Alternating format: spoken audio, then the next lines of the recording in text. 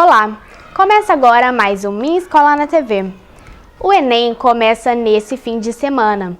Mais de 5 milhões de pessoas estão inscritas para fazer a prova que dá acesso a universidades públicas e privadas. E com a proximidade do exame, o nervosismo começa a aumentar. Afinal de contas, o Enem pode definir o seu futuro. A pressão de fazer a prova e da escolha da profissão assombra muitos adolescentes. E é sobre isso que vamos falar hoje com a psicóloga Camila Piccoli.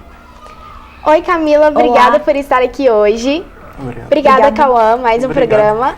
Obrigada Tabata também, aluna do Atenas, que está aqui para bater um papo com a gente hoje. Então, essa tensão pré-ENEM é uma realidade que atinge muitos candidatos, não é mesmo? Sim, com certeza. Afinal, é um exame muito importante. Nós estamos à véspera do que nós consideramos um vestibular nacional. Afinal, uma pessoa pode fazer o Enem aqui em Ponte Nova e concorrer à vaga no Brasil inteiro. Então é normal que cause um nervosismo mesmo aos alunos que vão prestar o exame. E como controlar esse nervosismo na hora da prova, para não dar nenhum branco, para conseguir fazer tranquilo? O ideal é que o aluno se prepare. A preparação prévia, os estudos para o vestibular, é o que vai fazer com que ele se sinta mais seguro no momento do exame. Algumas coisas são importantes também. Uma alimentação adequada nos dias anteriores, não comer nada de diferente para que o corpo não sinta, estar hidratado. Mas em relação ao nervosismo, eu creio que o melhor mesmo é quando o aluno se sente preparado para ir fazer aquela prova. Que ele sabe do que ele é capaz, então ele sabe o que esperar como resultado. Essa tensão pode chegar a atrapalhar o desempenho do aluno na hora de fazer o Enem? Sem dúvida, pode chegar a atrapalhar, sim. Em casos mais extremos, nós podemos ter até pessoas que esquecem o conteúdo estudado, que lê a questão e fala assim, não, eu já fiz uma questão sobre isso, eu já respondi, eu sei do que se trata, e não lembra a resposta. Relacionado ao nervosismo, nós podemos ter também pessoas que às vezes passam mal com alguma coisa que comeu, ou pessoas que não conseguiram comer antes da prova, ficam com fome durante. Então eu aconselho também levar um lanche para poder não passar esse aperto, né? Manter a garrafinha de água ali e ter certeza de que todo o trabalho que foi feito durante o ano, o resultado vai vir através daquela prova. Então basta ficar tranquilo e fazer o que se preparou. Bom, você falou sobre a preparação. Essa preparação, para alguns, pode ser até uma coisa mais difícil do que porque os adolescentes se cobram muito, principalmente quando estão no terceiro ano, é aquilo ali que vai definir. O que você dá de dica para quem está sofrendo com isso, está estudando demais, está desesperado? O equilíbrio. Apesar de nós estarmos às vésperas da prova, é importante a gente manter o equilíbrio. Estudar o suficiente para ter um bom desempenho, mas não passar da conta, até porque o nosso corpo e a nossa mente têm limites e a gente precisa respeitar isso. Então não adianta querer estudar, virar noite após noite estudando, porque aquele conteúdo não vai ser absorvido da forma correta. Então o equilíbrio é essencial. Se planejar, montar os estudos de acordo com a capacidade individual. E aí não existe uma regra, precisa ser respeitado cada indivíduo. Sim. E com relação àquelas pessoas que a coisa que mais se vê, deixam para estudar ou na última hora, ou não estuda na real e vai para dentro de uma festa, alguma coisa e acaba se atrasando. Os atrasos, hoje em dia tudo vira meme no Brasil, né? Adoro, os atrasos. A melhor parte do Enem são os memes dos atrasados. Quem deixa para estudar de última hora é uma situação bastante complicada, se a gente for ser realista, porque é um conteúdo muito extenso, muito grande. Afinal, são 3 anos de preparação, primeiro, segundo e terceiro ano do ensino médio, para que o aluno chegue no terceiro ano e faça essa prova. Então, você estudar 2 meses antes um conteúdo que foi passado na escola por 3 anos, é uma situação que você já sabe que não vai ter um resultado tão bom. Em relação a atrasos, para ter um bom resultado no Enem, você precisa abrir mão de algumas coisas, inclusive de uma festinha ou outra, principalmente nas vésperas da prova. Com certeza. E o horário de verão veio só pra ajudar a gente, né? Fiquem atentos. Nossa, já tô até vendo eu virando meme na internet.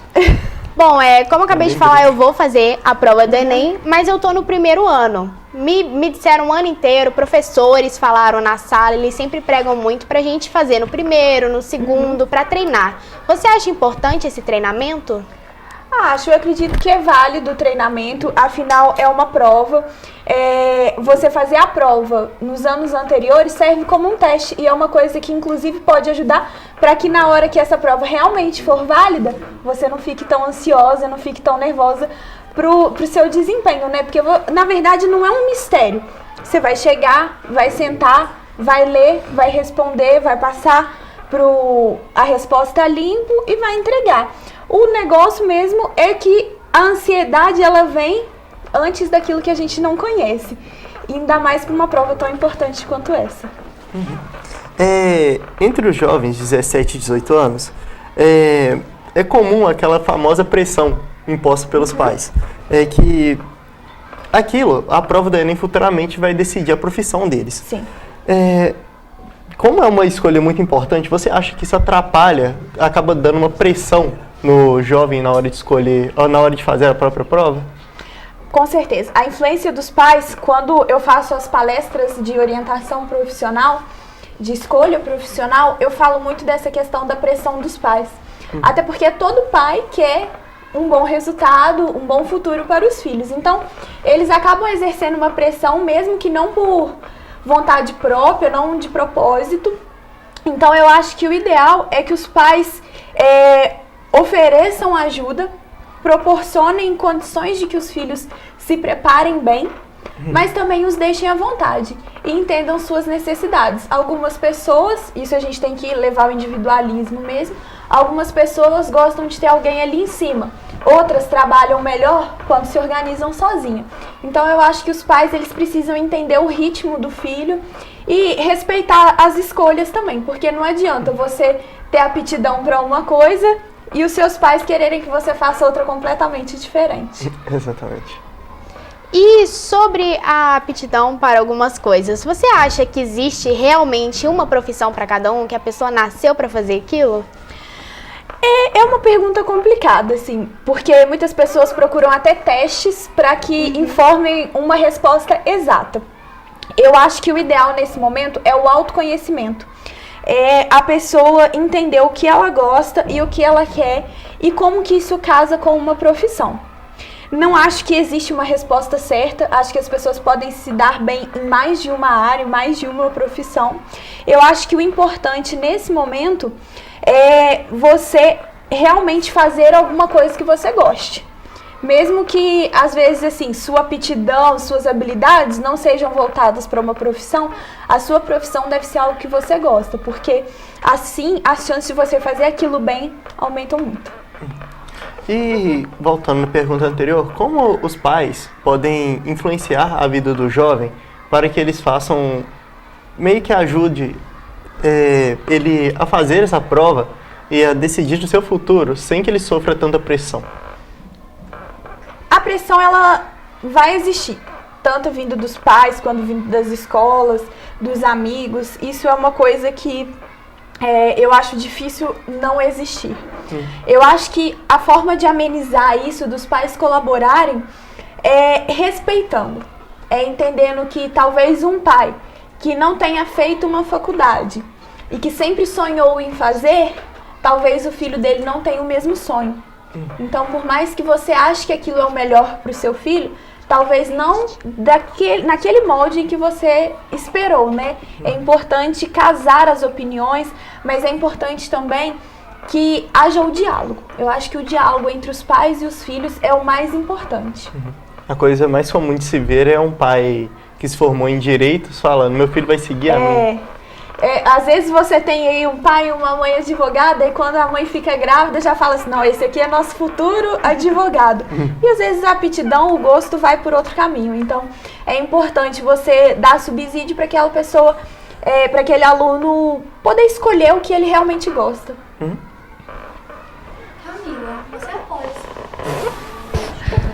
Camila, você apoia os testes vocacionais? Eu acredito que existem testes que são válidos, sim, mas eu não acredito que o teste por si só seja o suficiente para dar uma resposta. Até porque o teste, ele é uma coisa mais fechada. E eu acredito que quando a gente trabalha com um trabalho semi-aberto ou aberto, a gente consegue melhores resultados do que um trabalho mais fechado. E como a gente faz esse autoconhecimento? Igual tem pessoas que falam assim, eu me conheço, mas eu estou em dúvida entre duas profissões. Como que a gente escolhe?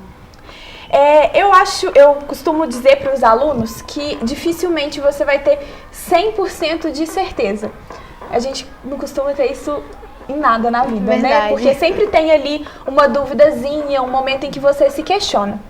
Então, eu acredito que para o aluno tirar essa dúvida entre mais de uma profissão, para ele entender isso, por mais que ele se conheça, é a informação. Eu acho que a escolha acertada de uma profissão, ela é a junção de duas coisas, o autoconhecimento e a informação. Então, se você se conhece, se você sabe do que você gosta e você encontra duas profissões ali, dois cursos que te atendem, então busque informações sobre aquele curso. Procure a grade curricular da faculdade para saber o que você vai estudar, qual é o ritmo dos estudos. Procure profissionais formados nessas áreas para que eles possam te dizer como foi a inserção no mercado de trabalho.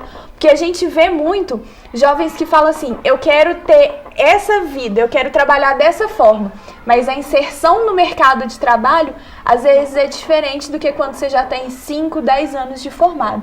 Então eu acho que a informação sobre a formação acadêmica, mais a inserção no mercado de trabalho é algo muito importante. Bom, obrigada. Obrigado. Agora nós iremos para um breve intervalo, daqui a pouquinho a gente volta. Voltamos com Minha Escola na TV. Hoje estamos aqui com a psicóloga Camila e estamos conversando sobre o Enem. Bom, Camila, no bloco anterior a gente estava falando sobre a escolha das profissões.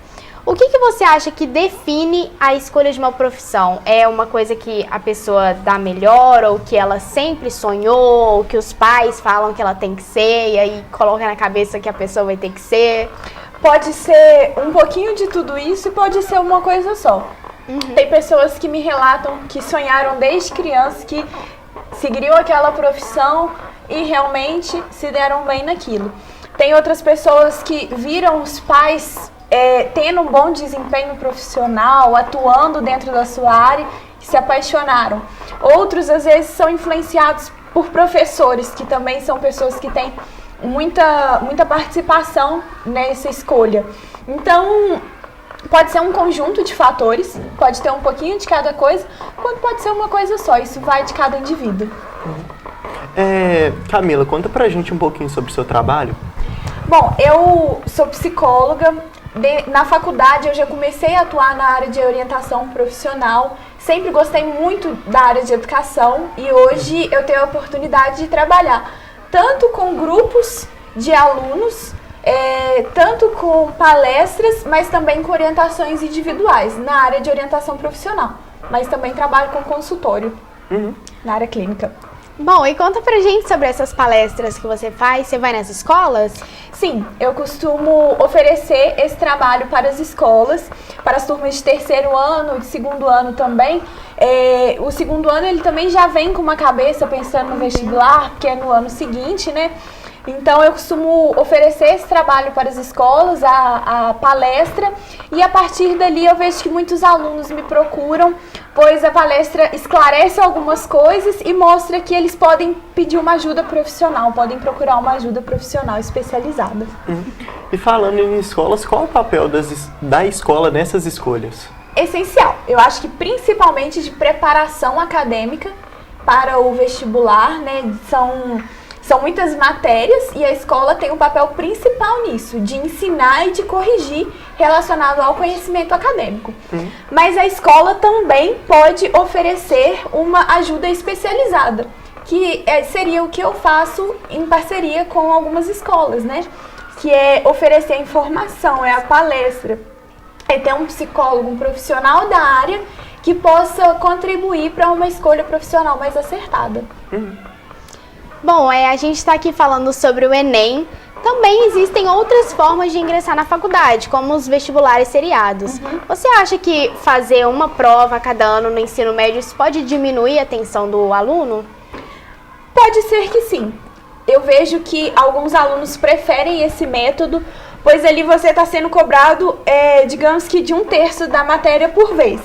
Mas, ao mesmo tempo, eu vejo que muitos alunos não levam, principalmente o primeiro e segundo ano, tão a sério. Então, chega no terceiro ano, eles têm que ter um desempenho muito alto para conseguir uma nota que consiga fazer com que eles passem em uma universidade pública. Voltando sobre os testes de aptidão, você acha que esses testes, se derem um resultado diferente do que você procura, pode te guiar para outro caminho ou te tirar da linha que você está tentando trilhar há muito tempo? Justamente por ver que muitas vezes o teste apresenta um resultado diferente do que é a escolha da pessoa, que eu não indico que o teste seja feito sozinho. Ele precisa vir junto com a orientação de um profissional. Porque se você, por exemplo, gosta de veterinária, e aí no seu teste fala que você tem que ser engenheiro. Uma coisa não tem muita ligação com a outra e você fala assim, agora eu tenho que largar tudo que eu gosto porque o teste falou que eu tenho que ser engenheiro. Não é por aí. Então a gente tem que ter junto um trabalho para você entender por que aquele teste trouxe esse resultado e que aquilo ali não é uma regra. Aquilo ali é uma possibilidade diante de algumas respostas que todo teste ele é baseado em um estudo científico, né? Então, diante desse estudo, aquelas respostas indicam isso. Então, o trabalho do profissional junto, ele é essencial para que não ocorra isso, que o teste diga algo diferente e você crê que aquilo é uma verdade absoluta. Camila, e quando você não se encontra em nenhuma profissão, o que você indica para essa pessoa?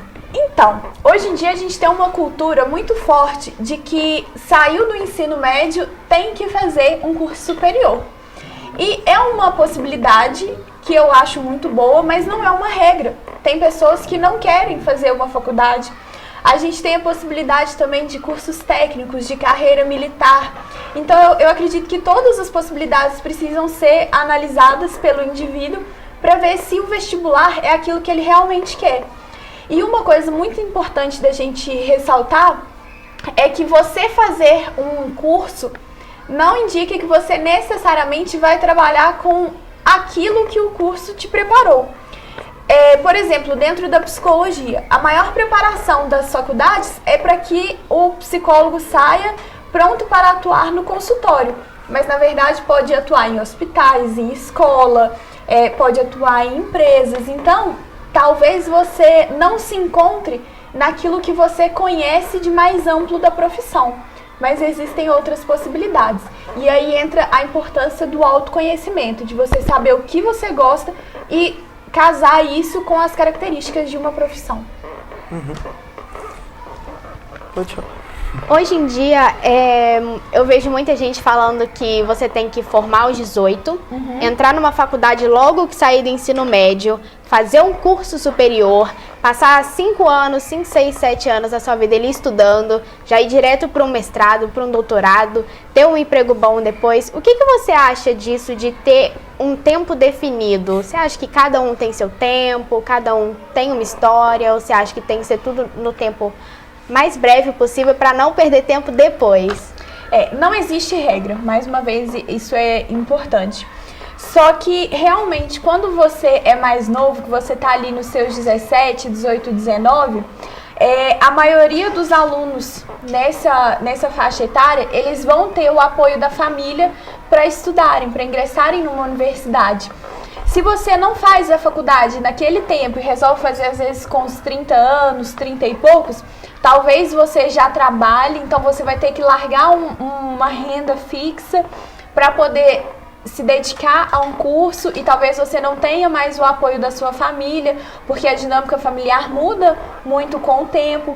Então, assim, não existe uma regra. Realmente, digamos que seria mais propício para a maioria das pessoas fazer nesse tempo, entendeu? Ensino médio, vestibular, mestrado e doutorado. Mas isso vai de acordo com as vontades de cada um e com as possibilidades também. desde sempre existiu aquele dilema: devo fazer o que gosto ou devo fazer o que dá mais dinheiro? O que é preciso levar o que é preciso dar pauta nisso? Então, eu acho que mais uma vez a gente precisa juntar as duas coisas. Não adianta você querer ser um profissional rico, mas frustrado, porque aquilo vai se tornar um tormento na sua vida. Muitas vezes a gente estuda e a gente segue aquela profissão por muitos anos, por 20, 30 anos depois que a gente se forma. Então imagina você passar 30 anos da sua vida fazendo uma coisa que você não gosta, que você escolheu simplesmente por dinheiro. Então eu acho muito importante você levar os seus gostos em consideração, você valorizar isso. Porque quando você gosta do que faz, você faz aquilo de forma mais bem feita. E quando você faz bem feito, você é valorizado. E o profissional valorizado no mercado de trabalho, ele acaba ganhando dinheiro. É quase certeza de que, assim, não é uma fórmula mágica e que você vai sair da faculdade, só porque eu gosto muito dessa área, eu já vou sair ganhando dinheiro. Não. Mas você vai construir um caminho e você vai conquistar, inclusive, a remuneração financeira desejada. Falando sobre indecisão ao escolher o curso, também tem tipos de pessoas que começam uma faculdade, aí vê que não é aquilo, para. Aí começa outra, sente que não é aquilo, também para. E começa outra. O que você acha sobre isso? Então, é muito comum. Na verdade, até a evasão no curso superior, ela é maior nos anos iniciais da faculdade. Por quê? Os anos iniciais, eles são menos específicos e menos práticos. Então ali a pessoa às vezes entra na expectativa de já querer atuar naquela área, de já querer aprender como que faz, e na verdade você começa a estudar matérias mais gerais. Isso acaba desanimando. E essa evasão, eu falo em toda palestra que eu faço, eu falo isso. Não é que você vai escolher uma coisa que não vai poder mudar. Pode mudar. Só que a mudança, ela vai se tornando cada vez mais difícil com o tempo. E aí a gente pode colocar vários fatores nisso. Fator financeiro, a questão do tempo, porque chega numa época que o seu tempo, você não tem tanto tempo, ou você não pode se dedicar exclusivamente aos estudos, ou às vezes você tem uma família e aquilo te toma atenção também, então você não pode se dedicar inteiramente. Eu acho que o mais importante é tentar tomar a escolha mais acertada possível. Porque quando você entende melhor a sua escolha de uma profissão, as chances de você errar são muito menores. E depois da escolha feita e a pessoa lá na frente desistir do curso, como isso pode ser feito? Congelando o curso ou esperando um tempo ou até mesmo saindo? Existem algumas possibilidades que a universidade apresenta, como você trancar a sua matrícula e retornar. Você tem, acredito que na maioria dos cursos, 2 anos. Você pode trancar por 2 anos e retornar depois, ou você pode abandonar, ou pode tentar uma troca de curso. Existe uma coisa que a gente chama de reorientação profissional, que é quando a pessoa já está inserida, ela vê que não é aquilo que ela deseja, então ela precisa se reorientar a partir daquilo. E aí a gente começa da seguinte forma: eu já sei que eu não gosto disso, pois eu já tive essa experiência, então vamos correr atrás do que eu gosto. Mas realmente existem possibilidades para que a pessoa possa tomar uma decisão temporária e depois, se ela tiver certeza, ela segue em frente. Agora nós iremos para um breve intervalo, daqui a pouquinho a gente volta.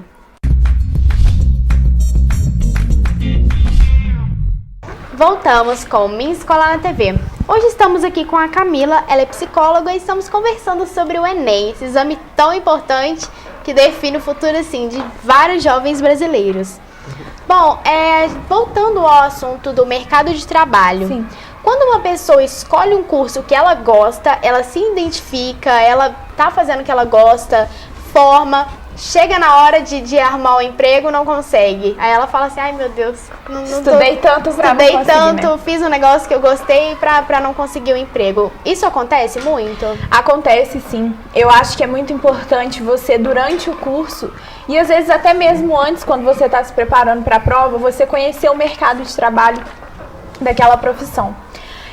Muitas pessoas, hoje em dia existem muitas faculdades, muitas universidades, então a oferta de profissionais é maior do que a gente tinha há 10 anos atrás. É importante conhecer o mercado de trabalho para você saber as dificuldades que você pode enfrentar.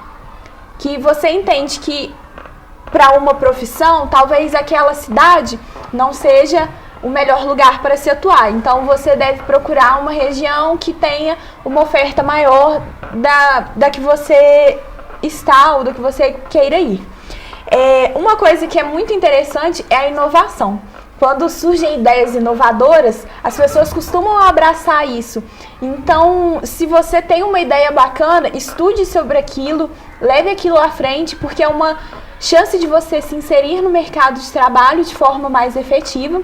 E uma coisa que eu falo, assim, existe trabalho para as pessoas, existem formas de se inserir, mas é essencial que você seja um bom profissional, que você leve a sério, que você tenha estudado, que você tenha buscado conhecimento para poder ter uma atuação segura. Bom, e falando sobre inovação, cursos no exterior, você acha que é uma boa?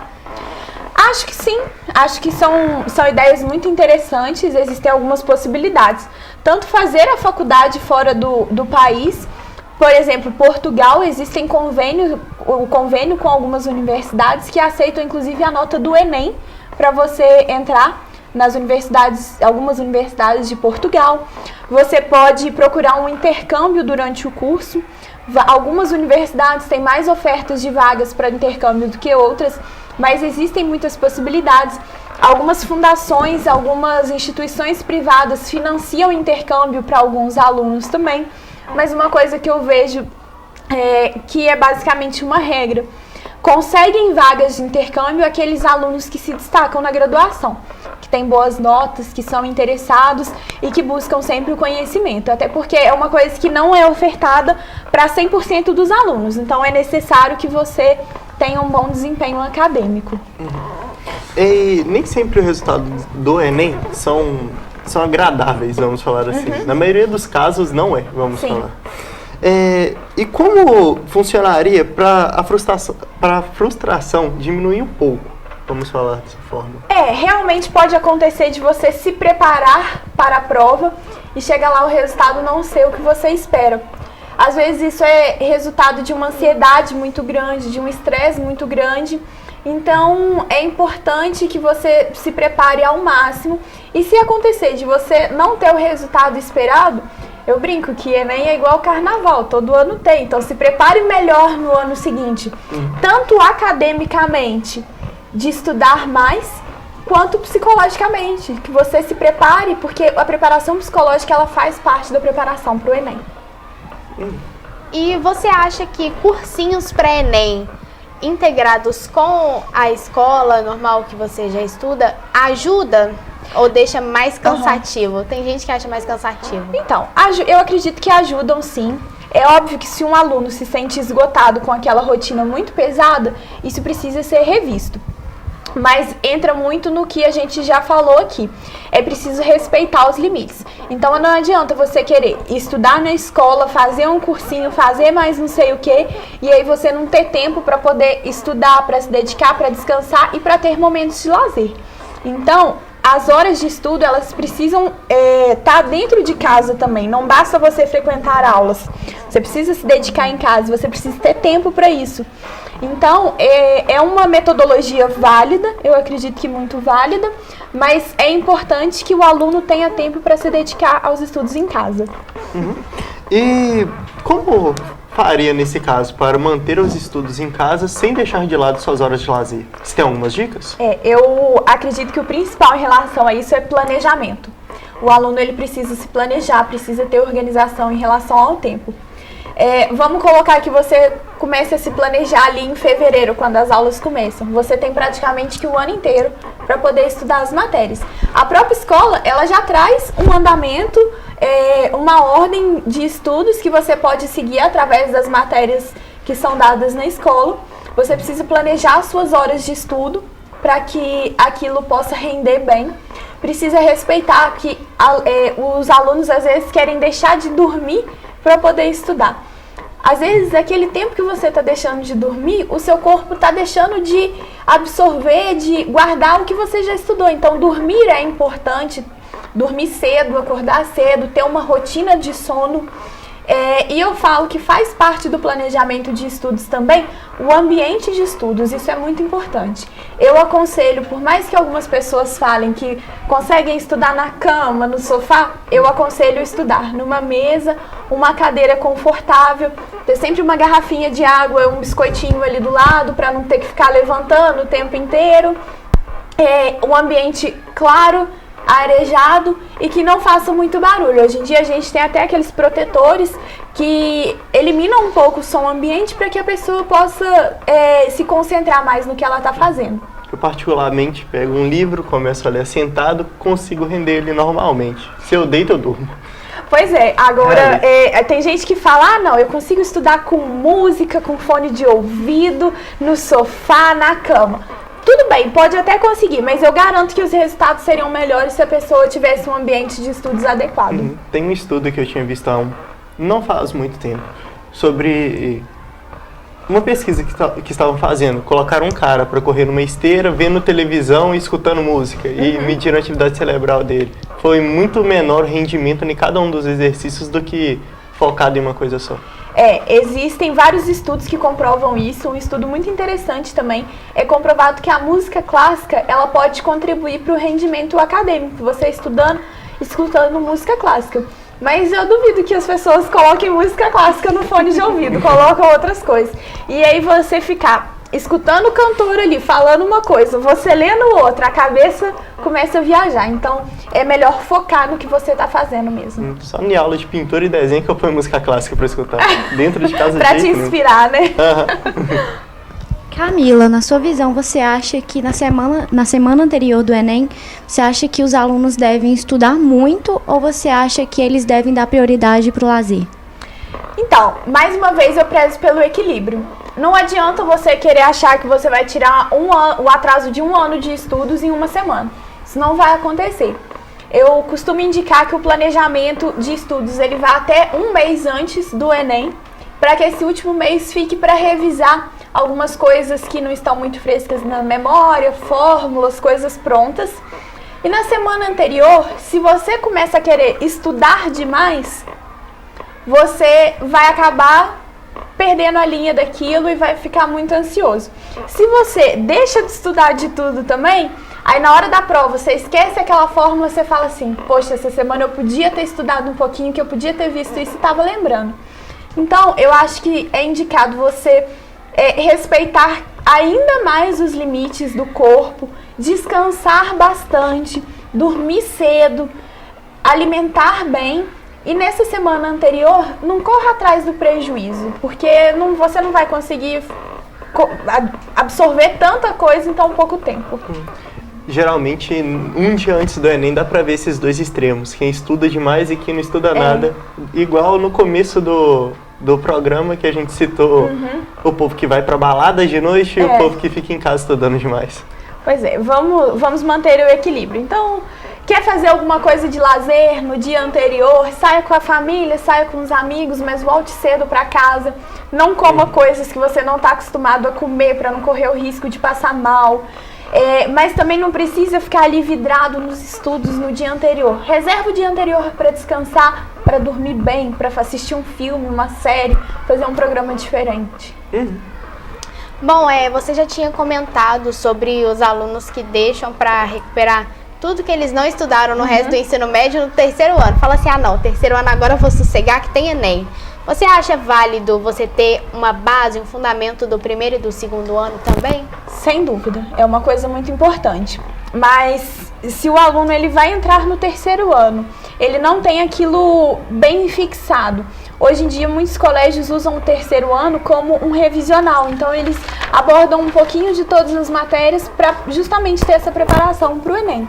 Então, se o aluno se planejar bem, planejar os estudos dele de forma correta, ele vai chegar até o Enem, vai ter conseguido ver o conteúdo necessário, vai ter conseguido se preparar e acho que vai ser... Não é que não precise estudar antes, precisa, mas ele consegue se preparar da forma correta durante o terceiro ano. de todas as pressões que vem se acumulando a fazer o Enem, até ir para essa prova, escolher o que você vai ser depois, pode acarretar em algo mais grave do que só uma ansiedade na hora, como uma crise de ansiedade ou até mesmo depressão? Com certeza. É um período em que as pessoas ficam muito nervosas, então pode ser que com essa pressão toda, você cria aí algumas situações de ansiedade crônica, de uma depressão maior, de uma depressão mais grave.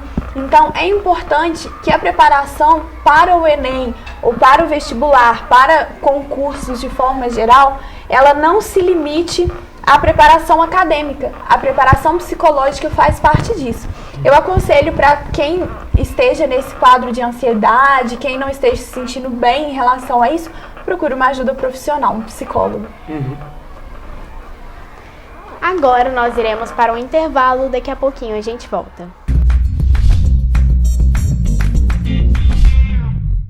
Voltamos com Minha Escola na TV. Estamos aqui hoje com a psicóloga Camila conversando sobre o exame do Enem. Bom, Camila, no bloco anterior a gente estava falando sobre a depressão pré-Enem, dessa pressão toda, dessa ansiedade. E agora fala pra gente sobre a depressão pós-Enem, tirar uma nota ruim ou ficar meio ansioso antes de sair o resultado da prova. Pós o Enem a gente tem essa questão de agora aguardar o resultado, né? Passou tanto tempo se preparando para a prova, fez a prova, tem que aguardar o resultado. As pessoas, algumas gostam de conferir o gabarito, outras preferem já nem olhar, esperar quando sair mesmo.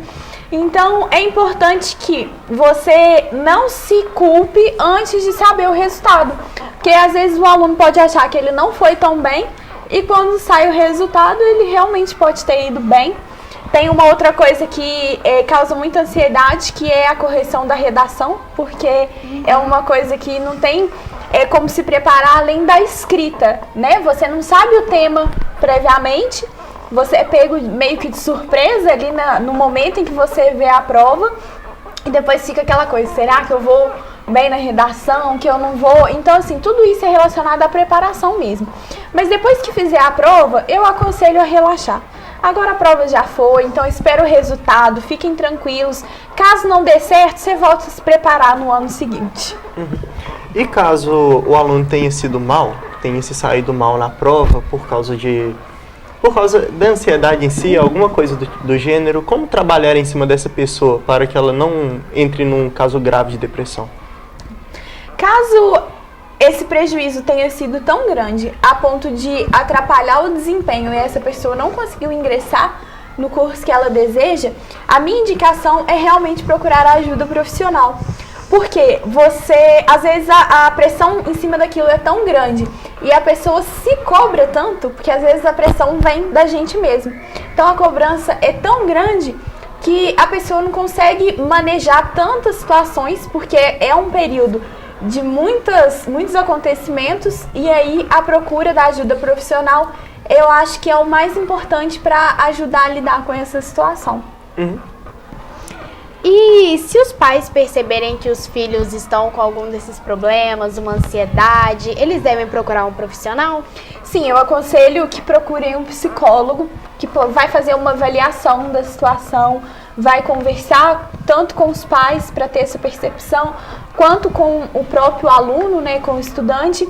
E se o psicólogo achar necessário, ele vai indicar que os pais levem o aluno também a um psiquiatra que vai ver se existe a necessidade de entrar com a medicação. Mas, a princípio, eu indico a procura de um psicólogo.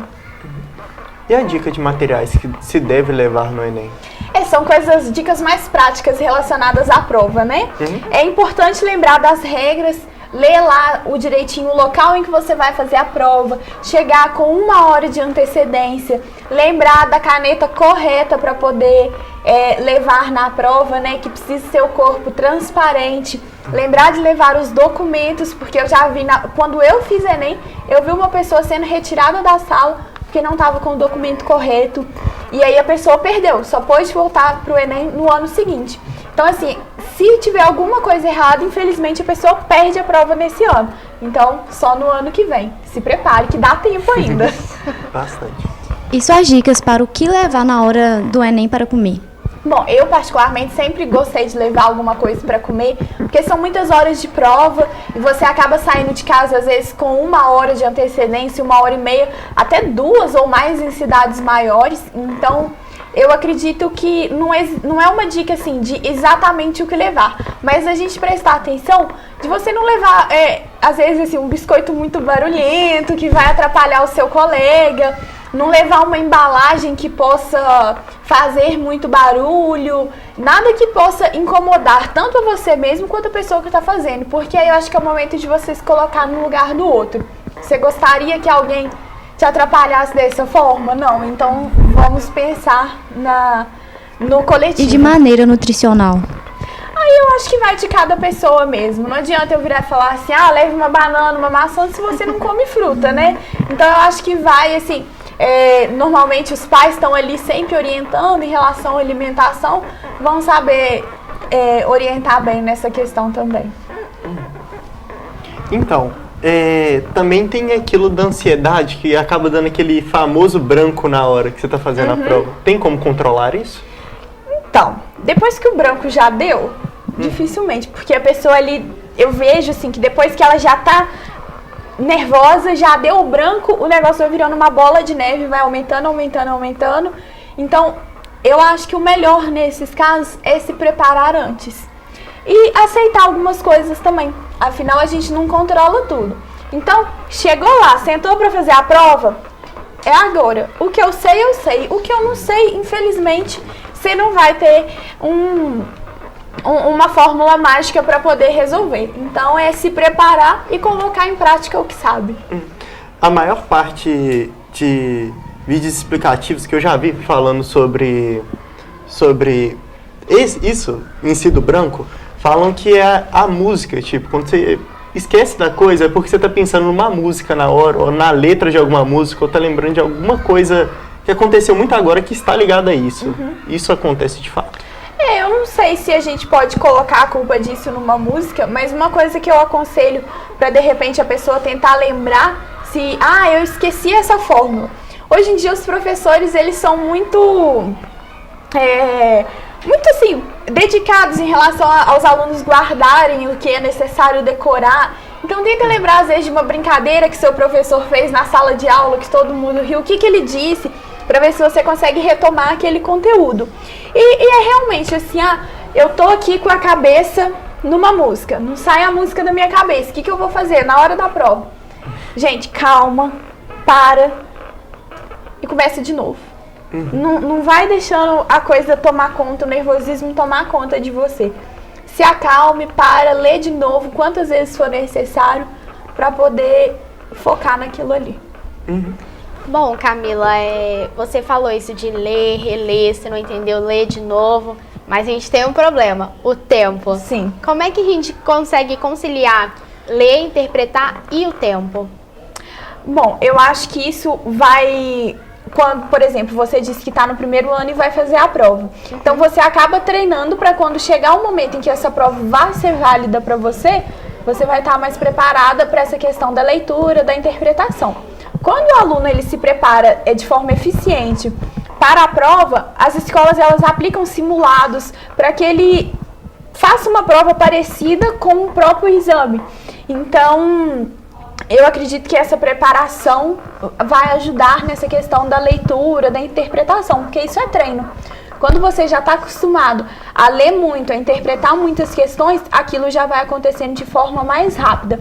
Mas assim, eu não sei se hoje é a mesma dica que os professores dão, mas na minha época eles aconselhavam vá fazendo o que você consegue e deixa o que você não consegue para o final. Então você faz e retorna aquelas. Porque às vezes você deixa de fazer 5 questões que você sabe por causa de uma que você ficou agarrado. E esses 5 pontos vão te fazer muita falta. Então, é manter a calma e lembrar das dicas, porque os professores eles vão passando muitas coisas para poder ajudar o aluno a ter um desempenho mais eficiente em questão de tempo também. E quais hábitos do nosso dia a dia pode resultar em uma melhora nesse quesito ansiedade? Tem algum hábito que, com o passar do dia, se você trabalhar nele, sua ansiedade pode diminuir? Com certeza. A gente tem algumas coisas que funcionam de forma geral e algumas coisas são individuais. Eu, particularmente, costumo aconselhar para que a pessoa pratique exercício físico. Isso é uma coisa que ajuda muito no manejo do estresse. Que a pessoa se planeje, a organização do tempo, a organização da rotina é uma coisa que ajuda muito também, porque se você se planeja, você sabe, eu não preciso querer estudar tudo num dia, porque eu sei que eu tenho o dia seguinte, eu tenho a semana seguinte. Então o planejamento ele faz parte do dia a dia e eu acredito que isso vai muito de indivíduo para indivíduo. A gente tem algumas coisas que têm tido muito sucesso na psicologia, como a prática do mindfulness, que é um tipo de meditação, que é uma coisa que as pessoas que têm praticado têm tido excelentes resultados e têm gostado bastante e tem ajudado muito no manejo do estresse e da ansiedade. Bom, Camila, queria te agradecer mais uma vez por estar aqui hoje. Acho que muito adolescente que vai fazer o Enem também vai estar te agradecendo em casa. Obrigada, Tabata, por estar aqui representando o Atenas. Obrigada, Cauã. Obrigado. Mais um programa. Queria só desejar uma boa prova a todos vocês que vão fazer a prova nesse final de semana. Que vocês fiquem tranquilos e que vocês possam ter um bom desempenho. Boa sorte para você também, para quem for fazer. Obrigada. Tô precisando. E repetindo o que a Camila falou, boa sorte para você que vai fazer a prova. Estarei lá também, não vou passar por esse estresse. E queria agradecer você, telespectador, que nos acompanhou mais uma quarta-feira. E semana que vem tem mais. Um beijo e até lá!